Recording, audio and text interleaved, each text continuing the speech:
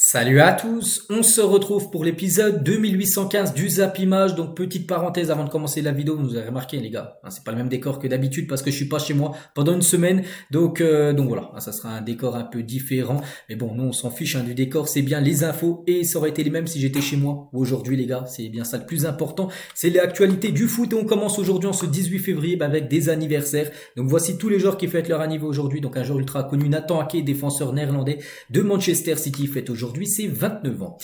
On continue, on va parler de tout ce qui s'est passé hier samedi dans les gros championnats en Europe. On commence tout d'abord en France en Ligue 1. Nantes contre le Paris Saint-Germain et le PSG obtient le même résultat qu'ils ont obtenu il y a quelques jours contre la Real Sociedad en Ligue des Champions. Une victoire 2-0 du côté de la Beaujoire. Donc Hernandez et Mbappé sur penalty, donc 2 buts inscrits en deuxième période parce que la première mi-temps a été plutôt compliqué côté Paris Saint-Germain. Donc les stats de la partie, donc le PSG c'est vrai eu la possession de balle mais les occasions ont été beaucoup plus côté Nantes. Et c'est vrai que Nantes on se demande comment ils ont fait pour ne pas marquer. Moi j'ai peut-être la réponse parce qu'hier il y avait un très grand gardien du côté du PSG, Donnarumma, qui a été exceptionnel. Donc 23% de possession de balle pour Nantes, 77 pour le PSG, donc vous avez tout le temps le ballon. Mais regardez, les tirs, 12 tirs pour les deux équipes, mais les tirs cadrés, ça c'est important, 7 tirs cadrés pour le FC Nantes, 0 but marqué, il y a eu 7 arrêts Donnarumma qui a fait un match exceptionnel. Et le PSG, c'est 2 tirs cadrés, 2 buts. 100% d'efficacité, donc voilà, score parfait bien sûr pour le Paris Saint-Germain. Et le PSG vers un nouveau record, peut-être en s'imposant sur la pelouse de Nantes. Paris enchaîné avec un 18e match consécutif sans défaite en Ligue 1, 14 victoires, 4 nuls lors de leurs 18 derniers matchs. C'est exceptionnel, les Parisiens ont égalé la meilleure série de leur histoire. Donc le prochain match qu'ils jouent, s'ils ne perdent pas, ça sera leur plus longue série tout simplement pour cette équipe. Donc leur dernière défaite, donc c'était le 15 septembre dernier, c'était un match à domicile contre l'équipe de Nice. Ils avaient perdu 3-2, je me souviens que c'était un match après une trêve internationale, ils avaient perdu 3-2, c'est leur dernière défaite en Ligue 1. C'était au mois de septembre, là on est quand même quasiment voilà, si on peut dire quasiment fin du mois de février. Donc voilà, le PSG ne perd plus, tout simplement dans le championnat de Ligue 1. Ils ont perdu quelques matchs entre temps en Ligue des Champions, mais pas dans le championnat français. Et le PSG, j'ai dit, donc ça date leur dernière défaite et ça date aussi leur dernière défaite à l'extérieur. Le PSG est désormais invaincu depuis 18 matchs en Ligue 1 à l'extérieur. L'ancien record était de 19 matchs, donc ils sont plus qu'à un match du record aussi de défaite, de pas perdre en gros à l'extérieur. Rendez-vous à Louis II pour une rencontre qui s'annonce musclée entre le PSG et l'AS Monaco le 1er mars. Et c'est vrai, en plus c'est cette équipe de Monaco, la dernière fois qu'ils ont perdu à l'extérieur. Donc Monaco PSG c'était là, donc le 11 février 2023, il y a plus d'un an. On est quand même le 18 février, mais 2024. Donc voilà, c'était la dernière défaite du PSG à l'extérieur. C'est vrai que le PSG entre-temps a perdu quelques matchs. Mais à domicile, ils ont perdu contre Clermont. Ils ont perdu contre Monaco. Je crois Nice aussi, qui les avait battus au Parc des Princes. Voilà, la dernière défaite à l'extérieur, c'était Monaco. C'était l'année dernière. Donc voilà, PSG les gars, est sur 2 séries incroyables à l'extérieur et aussi tout simplement 18 matchs là aussi sans perdre. Toujours avec cette équipe du Paris Saint-Germain, la une du journal L'équipe aujourd'hui sur son 21, en parlant de Kylian Mbappé. Pourquoi ? Parce que 21 en gros il a marqué hier et c'était son 21e but déjà cette saison du côté de la Ligue 1 et c'est fou Et Mbappé pourtant il a commencé sur le banc, donc remplaçant Nantes. Donc il y en a peut-être qui pensaient voilà, vu qu'il a dit qu'il allait quitter le PSG, c'est officiel, Mbappé va bien quitter le Paris Saint-Germain. Donc du coup pour le punir il était sur le banc, non, ça n'a rien à voir. D'après ce qui se dit, c'est Luis Enrique en gros qui a voulu le faire un peu souffler par rapport au match qu'il a disputé contre la Real Sociedad. Il voulait changer un petit peu. Et c'est pour ça qu'il l'a mis sur le banc, donc il est rentré quand même à l'heure de jeu, Kylian Mbappé, et il a été buteur sur penalty. Donc il entre en jeu, inscrit son 21e but en Ligue 1 cette saison, c'est fou. Donc ses stats en Ligue 1 dans le championnat français, 20 matchs, 21 buts et 4 passes décisives. Il est bien évidemment le meilleur buteur actuellement du championnat de Ligue 1. Et si on rajoute la Ligue des Champions en plus, ou même la Coupe de France, donc là on a 21 buts en Ligue 1, donc il monte son total actuellement à 32 buts, Kylian Mbappé, et 7 passes D. Donc ça risque d'être très compliqué de remplacer un joueur qui a un tel rendement, parce qu'on sait qu'il va quitter Paris. Regardez ce joueur qui a actuellement 32 buts la saison dernière, c'était 41, il y a 2 ans 39, il y a 3 ans 42 buts également encore marqués sur une saison du côté du PSG. C'est compliqué bien sûr de trouver quelqu'un qui aura un rendement aussi efficace que Kylian Mbappé qu'il a actuellement du côté du PSG. Mbappé toujours avec lui, Achraf Hakimi ont offert leur maillot aux supporters parisiens à la fin de la rencontre. Il n'a pas été sifflé, Kylian Mbappé, la plupart des supporters du PSG comprennent en gros sa décision de quitter Paris après plus de 7 ans passe au club. Donc voilà, concernant Kylian. Hein. Et regardez Fabrizio Romano, ce qu'il a mis, tiens, c'est la nuit dernière. Hein, je sais pas, il a posté ça à 5h du match. Il n'était pas en train de dormir. Bref, donc voilà, Kylian Mbappé, il a dit, hein, il a commencé sur le banc. Donc il dit, hein, c'est un choix du manager, hein, pas de la décision. C'est pas Nasser qui a dit à Luis Enrique, tu vas le mettre sur le banc pour le punir, vu qu'il veut quitter Paris. Non, c'est Luis Enrique qui l'a mis sur le banc. Hein. Nasser n'a rien dit. Et Kylian Mbappé, on peut voir hein, ici, en gros, nos chances, c'est-à-dire, il n'y a aucune chance. Hein. C'est Fabrizio Romano, il dit qu'il y a 0 chance qu'il reste à Paris. Hein, voilà, c'est sûr. Il va bien quitter l'équipe du PSG en fin de saison. Et Mbappé, on peut voir, hein, parce qu'on peut voir avec le Real Madrid. Donc le Real Madrid lui a offert un contrat au mois de janvier. Voilà, donc maintenant, c'est à Mbappé d'accepter ou non ce contrat ou aller dans une autre équipe. Et voilà, concernant la situation de Kylian, il va bien aller du côté du Real Madrid. Et Nasser hein, prévoit une grande cérémonie pour les adieux de Kylian Mbappé en reconnaissance de son impact au club. Voilà, donc maintenant il le sait. Hein, de toute façon, qu'il va perdre un Kylian Mbappé. Même si on le voit là avec le maillot de 2025, on se dit, bon, on est 2024, il reste un contrat. Non, c'était 2024 plus une année en option. Cette année en option, il n'avait pas levé, hein, Kylian Mbappé. Et du coup, c'est pour ça qu'il est en fin de contrat en 2024. Et c'est pour ça qu'il va quitter le club. Donc, il y aura une grande cérémonie. Voilà, voilà pour son adieu tout simplement au PSG, même si je pense les gars dans le futur, hein, d'ici je sais pas 7-8 ans il reviendra à Paris, un jour jouer peut-être en fin de carrière. Florentino Pérez a annoncé la venue de Kylian Mbappé au vestiaire du Real Madrid, hein, du côté du Real, hein, pour eux, voilà, il n'y a pas de souci, il va arriver, voilà, Pérez l'a même déjà dit aux joueurs, peut-être il a dit aux joueurs, je vous le dis, mais vous le dites pas à la presse, hein, vous gardez ça pour vous, hein. Et Mbappé a choisi le Real hein, plutôt que la Première Ligue, car déjà c'est le club de ses rêves, hein, bon, ça on le sait depuis longtemps, et il pense que c'est sa plus grande chance de remporter la Ligue des Champions. Peut-être, hein, c'est vrai que à Paris, il n'a jamais remporté la Ligue des Champions, 0, il y a eu des échecs. Au Real, ils ont gagné 14 de Ligue des Champions, donc oui, on se dit qu'il a peut-être plus de chances de gagner la LDC au Real que du côté du PSG. On peut comprendre hein, bien sûr son raisonnement à Kylian Mbappé. Donc voilà ce qu'il avait à dire, hein, parce que là on parlait du match, mais on a un petit peu basculé sur Kylian hein, par rapport à son transfert, hein, parce qu'on en parle beaucoup là ces derniers jours. Hein, depuis jeudi quand même, c'est après un énorme tournant, hein, depuis qu'officiellement il a annoncé son départ du club. On revient sur le match hein, contre le FC Nantes, gros match de Manuel Ugarte face à Nantes, hein, vraiment grosse partie hein, de Ugarte. Grosse partie aussi de Donnarumma, une note de 8 sur 10, hein, je veux dire, hein, il a fait quand même 7 arrêts décisifs, aucun but pris, parce qu'il a été exceptionnel. Asensio, il a joué pas super bon, Asensio une note de 3. Donc un match décevant de sa part. À noter que Hernandez a été élu meilleur joueur de la rencontre. Alors que Mukiele était disponible, hein, c'est Warren Zaïre qui a commencé latéral droit du PSG ce soir. Hein, c'est vrai que Luis Enrique ne fait pas du tout confiance à Mukiele. Hein, t'es un défenseur droit pur, hein, on peut dire, puis ton coach ne te fait même pas jouer alors qu'Hakimi il a soufflé sur le banc un peu comme Mbappé, mais il a préféré mettre Warren Zaïre défenseur droit plutôt que Mukiele. Donc on peut comprendre que Mukiele voulait quitter le PSG là il y a quelques semaines hein, pour aller au Bayern Munich. Et le parquage parisien, la Beaujoire est chaud bouillant, il y a eu beaucoup de fumigènes qui ont été craqués parce que les supporters étaient présents. Et c'est fou hein, parce que quelques heures avant, ils n'avaient pas le droit d'y aller. Hein, donc voilà, interdit puis autorisé 24 heures avant, vous nous faites craquer. Voilà une banderole des supporters du PSG du côté de la Beaujoire parce que 24 heures avant, ils n'avaient pas le droit. Puis après, ils ont appris qu'ils pouvaient y aller. Donc, ils sont allés en vitesse là-bas à la Beaujoire pour aller assister au match. Voilà, c'est encore la préfecture hein, qui disent non, puis après oui. Donc, voilà. Hein, pourquoi ils ont mis cette banderole? C'est pour ça qu'ils ont craqué, on peut dire, hein, des fumigènes hein, pour montrer leur mécontentement. Il y avait aussi un Lille contre l'équipe du Havre hier, donc sans souci. Hein, Lille 3-0, donc un buteur, c'est tout. Il a marqué un triplé. C'est Jonathan David hein, qui risque hein, de partir hein, lui aussi l'été prochain. Donc, triplé pour Jonathan David, hein, triplé pour l'attaquant canadien. Donc, 17 tirs, 8 tirs cadrés pour Lille, 3 buts inscrits. Hein. L'équipe du Havre, ça a été compliqué. Seulement 6 tirs dans le match, 2 tirs cadrés, mais pas le moindre but marqué. Un triplé et le podium pour cette équipe du LOSC en attendant les matchs, bien sûr, du jour, là, aujourd'hui. Donc, 9e, 10e et 11e but de la saison. Voilà pour le deuxième meilleur buteur de la Ligue 1. Donc, voilà, félicitations, bien sûr, à Jonathan David. Gros match de sa part. La même chose aussi pour Lenny Yoro, tiens, pisté par le Real ou même le PSG. Donc, regardez, hein, ses stats, 96% de passes réussies, 4 passes progressives et 4 duels aériens gagnés. Gros match hein, de la part de Lenny Yoro que le PSG aimerait tout simplement recruter l'été prochain. T'as toujours avec Lille, vu qu'on parle du LOSC là, donc rien à voir avec le match d'hier, mais plutôt leur prochain match. Donc il y aura un Lille-Rennes hein, très prochainement, et officiel Eden Hazard donnera le coup d'envoi de cette rencontre. Lille-Rennes l'a prévu dans, je sais pas, peut-être la semaine prochaine, dans 2 semaines. Donc voilà, lors de la prochaine rencontre. Et toujours sur ce match hier contre l'équipe du Havre, hein, donc il y avait pas mal de supporters havrais, plus de 1200 supporters havrais étaient présents du côté du stade Pierre-Mauroy. Bon, après ils ont vu leur équipe perdre un 3-0 du côté du LOSC. Et on finit avec un dernier match, hein, c'était vendredi soir, j'en ai pas parlé hier, donc on va en parler aujourd'hui. Lyon contre l'équipe de Nice, et c'est Lyon de nouveau qui s'est imposé 1-0. Aurel Mangala, nouvelle recrue, a été l'unique buteur du match, donc parfait pour Lyon. Et Lyon actuellement, les gars, ça performe, hein. Vraiment ils sont incroyables, hein, surtout si on compare avec le début de saison. Bon, Lyon, j'ai pas vu le match, mais bon, d'après les stats, ils ont été dominés, hein. 9 tirs, une frappe cadrée, le but. Voilà pour Lyon, alors que Nice, hein, c'est plus de 20 tirs, 6 tirs cadrés, 0 but marqués. Et du coup, Lyon, voilà, qui a été plus efficace vu qu'eux, ils ont marqué leur frappe cadrée, gagne à cette rencontre. Et surtout, Lyon enchaîne parce que Lyon, qui avait démarré la saison avec défaite sur défaite, maintenant c'est victoire sur victoire. 4 victoires de suite pour l'équipe de Lyon.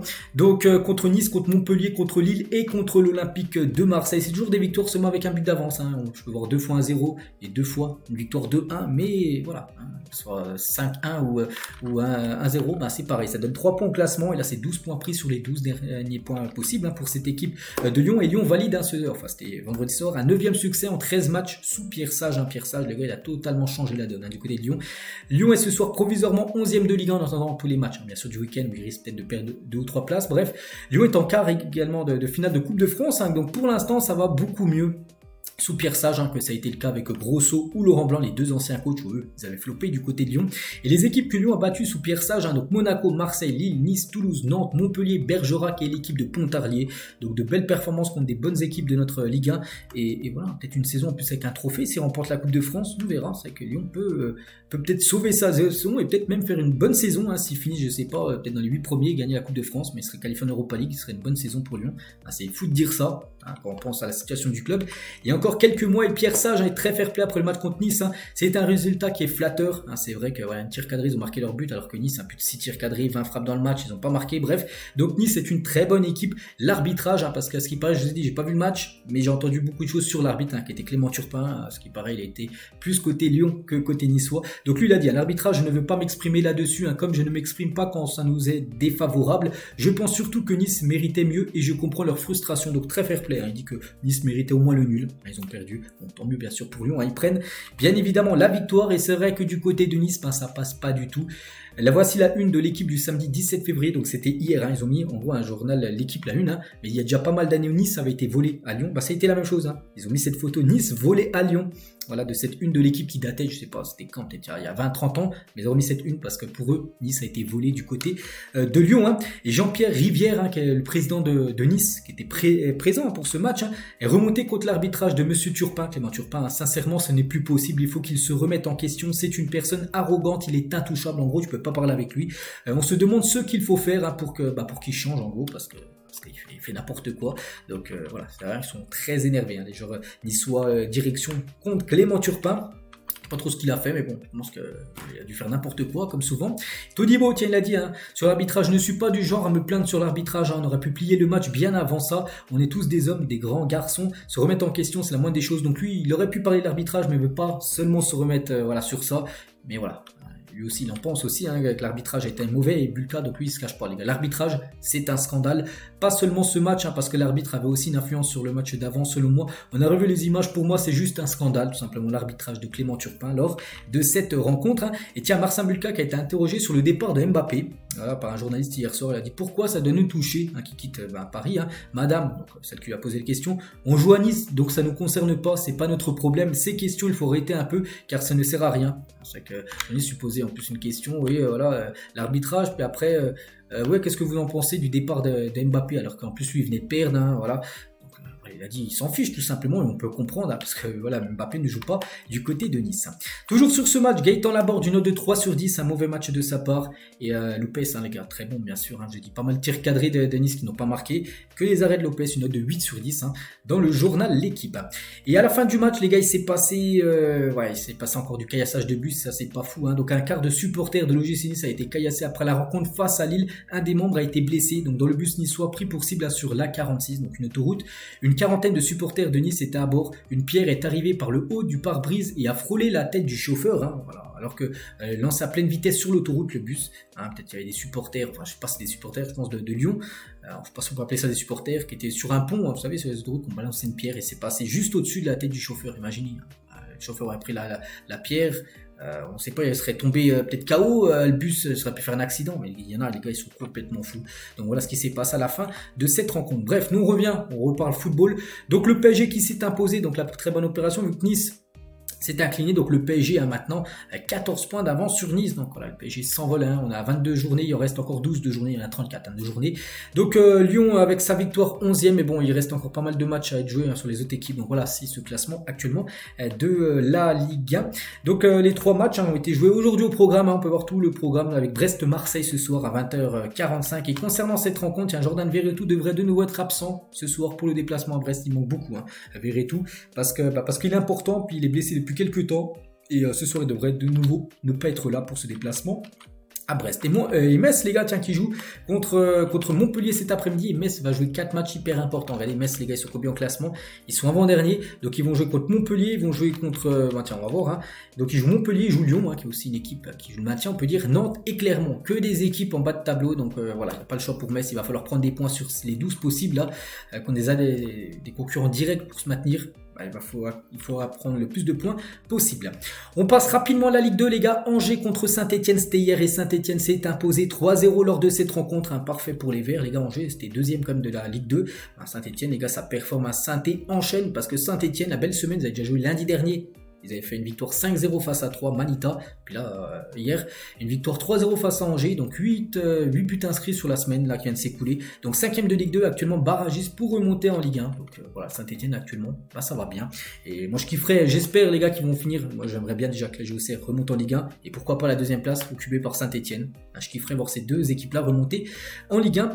Et concernant cette rencontre, j'avais parlé il y a quelques jours qu'il y avait un supporter, c'était un supporter japonais qui était un grand fan de l'équipe de Angers. Et Arcunir, les gars, Arcunir, c'est un célèbre quelqu'un qui fait des tweets en gros, et donc il lui a payé son voyage pour qu'il vienne, et malgré les 10 000 km, il était bien là, les gars, il est venu, hein, voilà, ce supporter japonais a assisté au match hier, hein. Donc il était invité, hein, donc Angers lui a offert un survêt, il lui a offert un maillot, donc là Arcunir, c'est la personne qui est juste à côté de lui qui lui a payé en gros ce long voyage, hein. Donc voilà, grand respect bien sûr à lui, donc il a kiffé, hein, voilà, le supporter japonais qui est un supporter d'Angers, hein. Donc il est arrivé à Raymond Kopa, donc au stade il était applaudi, plusieurs autres supporters lui demandaient même des autographes, hein. C'était la star du jour, hein. Voilà, ce supporter japonais, supporter d'Angers. Bon après voilà, le résultat n'a pas été bon, hein, parce que son équipe s'est pris 3-0 contre l'équipe de l'AS Saint-Etienne. Les autres résultats, donc je sais pas, tiens, Annecy a joué Auxerre, parce qu'Auxerre premier, puis Auxerre s'est imposé 2-0 vu qu'Angers a perdu. Auxerre, les gars, s'envole, hein, en tête de la Ligue 2 pour remonter en Ligue 1. Ça, c'est une bonne nouvelle pour les Bourguignons.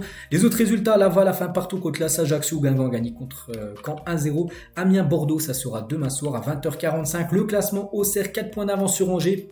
Auxerre surtout 9 points d'avance sur Laval, parce que Auxerre regarde surtout la 3e place, parce que les deux premiers montent, donc voilà, même s'ils finissent 2e, Auxerre seront en Ligue 1, donc voilà, concernant ce classement. Et Saint-Etienne, les gars, 5e, 38 points, c'est jouable, hein, c'est jouable totalement, et même de finir dans les deux premiers pour Saint-Etienne. Donc il reste encore 13 journées du côté du championnat de Ligue 2.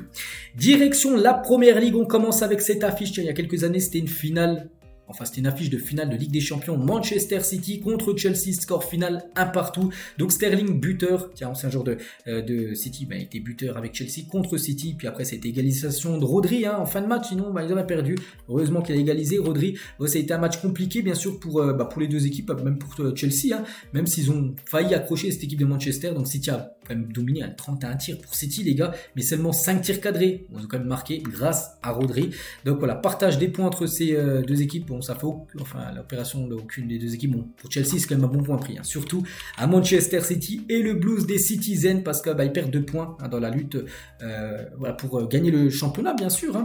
Donc Haaland a joué, donc Haaland n'a pas été bon, hein. Il y a des matchs où vraiment exceptionnels, des fois il te marque des 4-5 buts par match, hein, c'est déjà arrivé, mais là hier ça a été un fantôme, Erling Haaland, ça arrive, hein, il était tellement dégoûté, donc regardez, il y avait le caméraman qui le filmait à la fin du match, hein, qui passait juste devant lui, il lui a mis une claque sur la caméra pour arrêter de me filmer, parce qu'en gros on ne voulait pas se faire filmer, parce qu'il a eu beaucoup de mal aujourd'hui.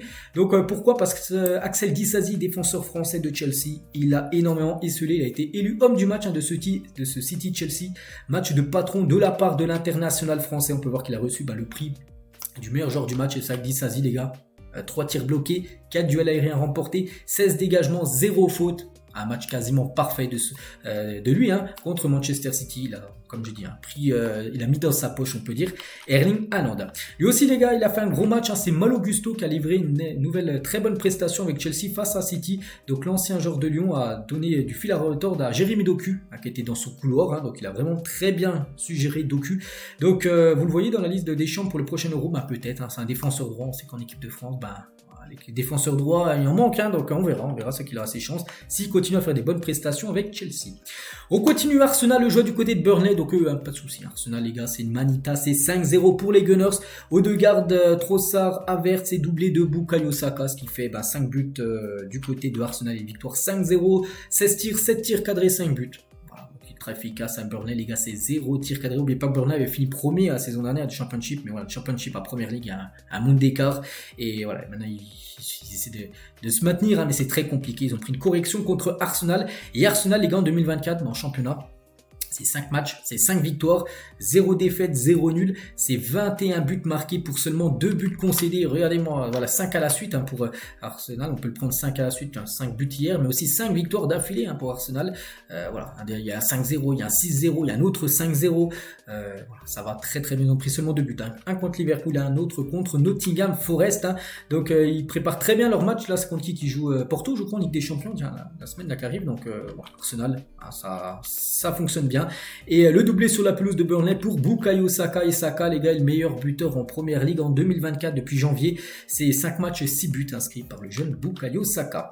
Liverpool se déplaçait du côté de Brentford et sans souci, Liverpool aussi, c'était samedi, hier, en tout début d'après-midi, 4-1, donc Nunez, McAllister, Salah et Gakpo ont été les 4 buteurs côté Liverpool, Ivan Toney était buteur côté Brentford, donc voici les stats du match, c'était serré, 15 tirs pour les deux équipes, 6 tirs cadrés pour Brentford, 8 pour Liverpool, mais Liverpool beaucoup plus efficace que Brentford, et du coup magnifique victoire du leader actuellement c'est eux, en plus City fait nul, ils ont perdu 2 points, donc c'est plutôt bon pour Liverpool. C'est que ça va se jouer certainement entre Liverpool, City et Arsenal, le titre de champion d'Angleterre. Et le premier buteur du match, c'est Darwin Nunez, un magnifique but, petit lobé, petit ballon piqué, lobé on peut dire sur le gardien adverse, un magnifique but de l'attaquant uruguayen, et ses stats sont bonnes, donc 37 matchs, 13 buts et 11 passes D cette saison. Donc rien à dire les gars, magnifique saison pour Darwin Nunez. Salah donc revient d'une blessure d'un mois, souvenez-vous, il avait été blessé lors de la première journée de l'Égypte, lors de la CAN, donc il n'avait pas joué depuis, donc là il a rejoué, donc il est entré en jeu à la 44e minute de jeu, donc à 55e minute de jeu, passe D, 68e buteur. Donc parfait, buteur et passeur D, donc décisif sur 2 des 4 buts inscrits par son équipe alors qu'il a joué on va dire qu'une mi-temps. Donc 24e but et passe D en 21 matchs cette saison en Première Ligue, il reste le joueur le plus décisif du championnat en termes de buts et de passe D. Donc, on le connaît bien sûr, Salah les gars, que c'est un joueur exceptionnel. Donc félicitations bien sûr à cette équipe de Liverpool. Et côté Brentford, donc le buteur Ivan Toney a planté 4 buts en 5 matchs depuis son retour de suspension. Il avait déjà porté son total à 20 buts la saison passée en Première Ligue, c'est pas mal, c'est même très bien. Et ce joueur va bien quitter l'équipe de Brentford en fin de saison. Bon après voilà, il a pris 4-1, mais voilà, lui personnellement il a été buteur et il fait de nouveau une belle partie de saison, parce qu'oubliez pas qu'il a loupé au moins une vingtaine de matchs à cause de paris sportifs illicites. Et toujours pour revenir sur ce match en parlant de Liverpool, les gars, Klopp a reçu le prix du meilleur entraîneur du mois de janvier en Première Ligue, félicitations à lui, à partir sur un titre serait magnifique quand même. Et pas que Liverpool a remporté 19 fois le championnat de Première Ligue, peut-être la 20e, ce serait bien. On sait que déjà il va quitter Liverpool, imaginez, il part avec le titre de champion d'Angleterre. C'est fort possible parce qu'actuellement ils sont premiers. L'équipe de Liverpool, n'oubliez pas que le meilleur joueur, on a parlé, je crois que c'était hier en plus, c'est Diogo Jota, parce que je ne l'ai pas montré, c'est sa carte fut à débloquer pour l'attaquant portugais. Et Ibrahima Konaté tient la fin du match après la victoire 4-1, donc un journaliste lui a posé une question sur Mbappé, donc lui il a bien voulu répondre. Des fois il y en a qui disent, Bulka il a dit non, on ne pose pas cette question là, donc lui il a dit, vous pensez vraiment que Mbappé va venir ici à Liverpool? On sait tous où il va aller. Voilà, donc il sait qu'il va bien signer plutôt du côté du Real, même si Liverpool a toujours été une équipe, donc il y a les Real, mais j'ai toujours entendu l'équipe de Liverpool qui était intéressée par Mbappé, mais voilà, ça sera bien au Real qui filera Kylian. Bref, nous on continue, on revient sur la Première Ligue. Fulham, Aston Villa, une victoire 2-1, Oli Watkins, auteur d'un doublé côté Aston Villa, donc parfait, on peut voir les stats de la rencontre, ça a été serré, et Aston Villa plus efficace, voilà, c'est ses joueurs, ça aurait pu tourner en faveur de Fulham, ça tourne en faveur d'Aston Villa, et reste fort Bouba, donc Boubacar Kamara, un blessé les gars, rupture du ligament du genou droit, j'ai dit grave blessure pour lui, blessé jusqu'à fin de saison, il ne pourra pas disputer l'Euro avec l'équipe de France, et du coup vous avez tous un petit maillot pour lui envoyer de la force, lui qui va être opéré ou qui a déjà été opéré, donc il sera de retour début de saison prochaine. Et Oli Watkins, auteur d'un doublé lors de ce match, 25 matchs, 13 buts et 10 passes D en Première Ligue, je vous parle, sans compter la Coupe d'Europe aussi qui joue, donc voilà, 13 buts déjà, Il est 2 ou 3e meilleur buteur du championnat, derrière peut-être Salah avec, Salah Haaland, lui il est juste derrière, à 13 buts quand même en PL, auteur d'un doublé hier. Tottenham contre Wolverhampton, donc Tottenham, comme d'habitude les gars, Tottenham pourtant qui avait commencé fort début de saison avec je crois 5 matchs, 5 victoires, là il s'effondre, il perd 2-1, c'est pour ça que c'est une équipe trop irrégulière, c'est pour ça que c'est une équipe qui galère à remporter des trophées, il perd des points là contre Wolverhampton, et du coup pour eux le titre on peut dire est quasiment fini, il laisse les 3 équipes en tête là s'envoler au classement. Donc Gomez a été auteur d'un doublé côté Wolverhampton, donc les stats de la partie, Tottenham a eu pas mal de tirs mais seulement un but marqué alors que Wolverhampton en a 2, et c'est vrai que Tottenham perd son 3e match consécutif contre Wolverhampton pour la première fois de l'histoire du club. Les 3 derniers matchs, Wolverhampton, Tottenham dans l'autre sens, en gros ça a été victoire à chaque fois de Wolverhampton contre Tottenham, c'était jamais arrivé dans l'histoire entre ces 2 équipes. Et que fait Pedro Neto chez Wolverhampton? Donc il n'a pas marqué hier, mais il a délivré une passe D, et déjà 9 passes décisives en 16 matchs de Première Ligue cette saison pour ce joueur tellement sous-coté, ce joueur portugais. Newcastle contre Bournemouth, score final 2-2 entre ces 2 équipes, surtout un bon point pris je pense pour Bournemouth, parce qu'on sait qu'à Newcastle c'est toujours compliqué d'aller chercher des points. On va parler aussi de West Ham, les gars qui jouent à Nottingham Forest. West Ham, souvenez-vous, il y a quelques jours ils ont pris un 6-0, c'était qui leur a mis 6-0 Arsenal, je sais plus, bref, ils avaient pris une correction, et Calvin Phillips qui a été prêté à cette équipe, très compliqué, un partout contre Bournemouth, donc 3-0 contre Manchester, 6-0 contre Arsenal, je ne me souviens plus mais c'est bien marqué là, et hier il a joué, il a pris un rouge, Calvin Phillips et son équipe s'est incliné 2-0 contre Nottingham Forest, c'est très compliqué sa situation, donc voilà, donc voici tous les résultats des matchs d'hier en Première Ligue. Aujourd'hui 2 matchs, Sheffield, Brighton et Luton Town, Manchester United, et demain il y aura Everton, Crystal Palace pour finir cette journée en PL, et bien sûr le classement, c'est serré, Liverpool 57, Arsenal 55, Manchester City 53, mais avec un match en retard, donc si City s'ils gagnent leur match en retard, il sera 56. En gros, ils seront entre Liverpool et Arsenal. Voilà, j'ai dit ça va se jouer entre les 3 là, le titre. Et Aston Villa 4ème, et Tottenham, les gars, est décroché maintenant, 10 points de retard sur Liverpool à 13 journées de la fin, c'est compliqué. Donc voilà, Manchester 6ème, et Chelsea, les gars, Chelsea qui a un match nul. Chelsea, comme d'habitude, qui gagne, qui perd, nul. Il reste toujours à la 10e position de ce championnat de Première Ligue. C'est encore véridique actuellement. On quitte l'Angleterre, direction l'Espagne, on commence avec le Barça qui jouait hier en fin d'après-midi du côté du Celta Vigo, donc c'est un match surtout pour préparer le déplacement mercredi du côté de Naples, victoire 2-1 du FC Barcelone, donc c'est pas le jour là sur la photo qui a marqué le but, mais il a fait il a été énorme, il a provoqué un penalty et il a fait la passe D dans le but, c'est Lamine Yamal, mais c'est bien Lewandowski qui a inscrit le doublé, donc Aspas a été buteur côté Celta Vigo, donc félicitations FC Barcelone, on peut voir les tirs, 4 tirs cadrés de 2 équipes, ça a tourné en faveur du côté du club Blaugrana, et Xavi, regardez après le but de Lewandowski, le but victorieux en toute fin de match, on peut voir qu'il était, même, il rigolait pas, mais on peut voir qu'il était plutôt content on peut dire, parce qu'on sait que c'est un peu délicat comme la situation du Barça là depuis quelques temps. Et Lewandowski, donc il a inscrit ses 49e et 50e buts du côté du Barça, ça y est, il vient de dépasser la barre des 50 buts inscrits en 79 matchs depuis son arrivée, il y a déjà plus d'1 an et demi, donc le ratio est plutôt pas mal, 50 buts en 79 matchs. Voilà, donc il y a seulement 2 joueurs qui ont atteint plus rapidement les 50 buts en temps de match que lui. Donc voilà, Lewandowski, les gars, c'est quand même plutôt performant, surtout la saison dernière. Là, cette saison est un peu plus compliquée, mais bon, hier il marque le doublé et il permet bien sûr à son équipe de prendre 3 points. Et il a désormais marqué autant de buts, même dépassé Thierry Henry, parce qu'Henry était à 49. Il a marqué 49, maintenant il a un but de plus sur Thierry Henry, 50 buts pour Robert Lewandowski. Lamine Yamal, les gars, donc sauve encore le Barça, donc une passe D pour Lewandowski, et le penalty provoqué pour le but de Lewandowski en fin de match, c'est lui qui provoque le penalty de Lamine Yamal, seulement 16 ans les gars, c'est exceptionnel ce joueur, et regardez quand même, regardez. Les gars, il dispute actuellement son 34e match de la saison. Il a 16 ans, 34e match, il a déjà délivré 6 passes D ce joueur. C'est fou, il n'a même pas 17 ans et voilà, c'est déjà un cadre du côté du Barça. Peut-être qu'il finira en fin de saison le meilleur joueur du FC Barcelone de la saison. Certainement, ça sera lui à seulement 16 ans. C'est incroyable. Première titularisation pour Vitor Roque avec le Barça. Bon, il a déjà marqué 2 buts, mais parce qu'il marque des buts souvent quand il rentre en cours de jeu. Donc là, il a commencé titulaire, il n'a pas marqué. Le jeune Vitor Roque. L'Atlético joue contre Las Palmas, c'était hier en début d'après-midi. Manita 5-0 pour l'Atlético. Marcos Llorente doublé, Correa doublé et un but de Memphis Depay. Donc voilà, parfait bien sûr pour l'Atlético avant leur match de Champions League là. Voilà, cette semaine, je sais plus c'est qui qu'ils affrontent. Bref, mais voilà, je sais qu'ils ont gagné 5-0 et c'est bien. Ils préparent parfaitement bien sûr ce match. match européen. Et Griezmann a joué, les gars. Regardez, Griezmann est arrivé avec une casquette des Kansas Chiefs. Donc en gros, c'est l'équipe qui a gagné le Super Bowl il y a quelques jours, parce qu'il suit beaucoup le football américain, que ce soit le basket, que ce soit le Super Bowl, tout ça. Donc c'est pour ça qu'il est arrivé avec cette casquette un peu inédite. Antoine Griezmann. Et Depay, les gars, qui a été buteur. Donc Memphis Depay, donc a inscrit son 6e but de l'année 2024 depuis janvier. C'est pas mal. En seulement 10 matchs, toutes compétitions confondues, déjà 6 buts pour l'ancien joueur du Barça ou même de l'équipe de Lyon. Les autres résultats, donc Osasuna s'est imposé 2-0 contre Cadix, Valence-Séville 0-0. Donc aujourd'hui au programme, il y a l'équipe du Real Madrid qui a 14h qui se déplace à Rayo Vallecano. C'est juste à côté. Et demain, Gérone contre l'Athletic Bilbao, gros match. Bilbao, ça doit être Bilbao, c'est 5e et Gérone, c'est toujours 2e actuellement de la Liga. Donc le Barça, 54 points, donc le Real, 61 points. Donc si le Real gagne aujourd'hui, ils reprendront leurs 10 points d'avance sur le FC Barcelone. On prend la direction maintenant de l'Italie, la Juventus Turin contre l'équipe de Hellas Vérone, 2 partout. Donc la Juve, là, on peut dire, dit adieu quasiment au titre là, sur leurs 3 derniers matchs. La Juve, ils prennent plus de points. Ils ont perdu les 2 derniers matchs, puis là, ils ont pris un nul. Voilà, ils prennent plus de points et ça, c'est pas possible. Donc voilà les stats. Voilà, 18 tirs, 14 tirs, ok pour Hellas Vérone. Ça a été plutôt serré, j'ai pas vu le match. Voilà, Hellas Vérone, c'est 9 tirs cadrés quand même. Ils auraient pu marquer plus de buts. Il y a eu 7 arrêts quand même du gardien de la Juventus Turin. Et surtout que l'Inter, ils ont fait le taf, ils ont gagné 4-0 contre la Salernitana. Buteur, Thuram, Lautaro, Dumfries et Arnautovic. Donc regardez-moi ces stats, les gars, il y a que du rouge.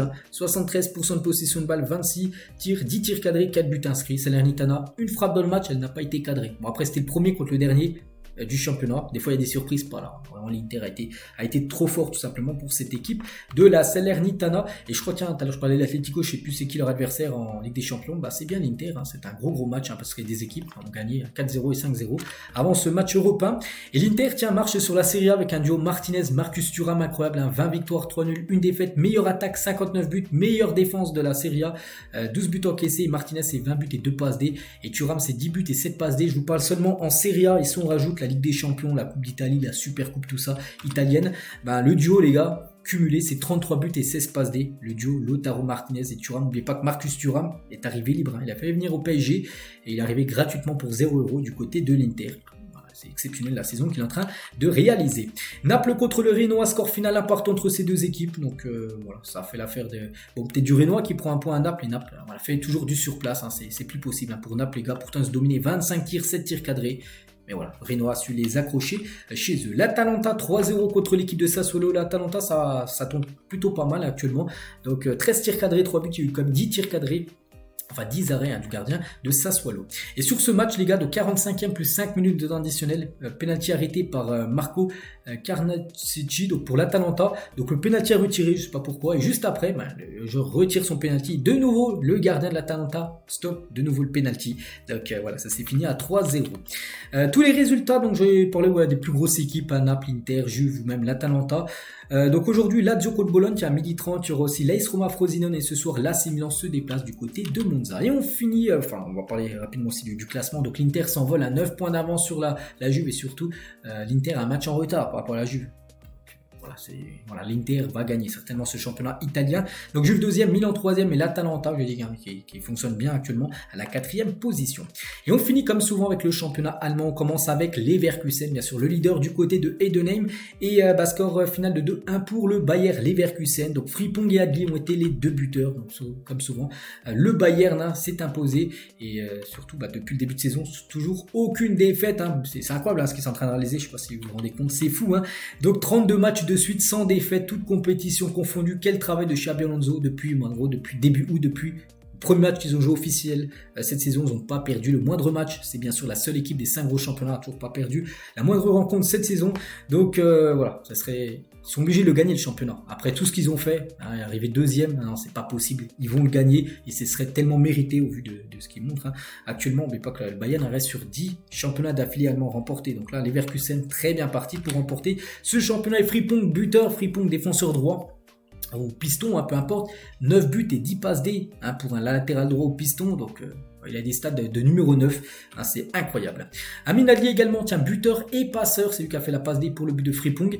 Donc 8 buts et 8 passes D cette saison, toute compétition confondue pour l'ancien joueur de Toulouse. Hein, lui aussi performe énormément, il y a tellement de bons joueurs, en gros il y a de la qualité dans quasiment tous les joueurs, hein, du côté de Leverkusen. Comme ce joueur les gars qui est tout simplement trop fort, c'est Florian Wirtz. C'est vrai qu'on parle beaucoup de Frimpong, Grimaldo, de Boniface, bon les blessés actuellement, mais Wirtz aussi est en train de nous réaliser les gars une saison exceptionnelle. Dortmund se déplaçait du côté de Wolfsburg Dortmund, tiens, qui va jouer contre le PSV là en Champions League, un partout. Voilà, partage des points. Fulkrug a été le buteur, un côté BVB, donc les stats de la partie. Stuttgart s'est imposé 2-1 du côté de Darmstadt, donc Stuttgart, Guirassy et Daoud ont été les deux buteurs et Guirassy de retour déjà. Voilà, première titularisation depuis le 20 décembre dernier, donc voilà, parce qu'il avait été blessé, ensuite il a joué la CAN, donc il a pu jouer depuis le 20 décembre avec son équipe de Stuttgart, donc 16 buts et 16 matchs et 18 buts inscrits, hein, du côté de la Bundesliga. Et en Allemagne, les gars, il y a eu pas mal de problèmes, en gros, pour des supporters continuent de protester, de manifester leur mécontentement contre un accord conclu entre les clubs de football et un groupe d'investisseurs. Donc voilà, il y a eu des voiturettes télécommandées chargées de fumigènes, des jets de balles de tennis et des jets de piécettes dorées en chocolat. Hein, donc là, par exemple, il y aura un match de deuxième division entre Hansa Rostock et Hambourg. Il y a des gens, je sais pas comment ils ont fait, des supporters qui sont rentrés avec des voitures télécommandées. Ils sont rentrés déjà dans la pelouse, dans le stade, et les ont mis sur la pelouse avec des fumigènes, puis elles allaient partout, donc ça a mis la fumée partout. Donc voilà, c'est pour protester, je dis, contre des nouveaux investisseurs, hein, auprès de la Bundesliga. Donc voilà, c'est pour ça que c'est beaucoup chamboulé. Il y en a qui arrivent avec des balles de tennis qui balancent sur le terrain, il y en a qui arrivent avec des pièces en chocolat, ils balancent, et du coup ça arrête à chaque fois les matchs.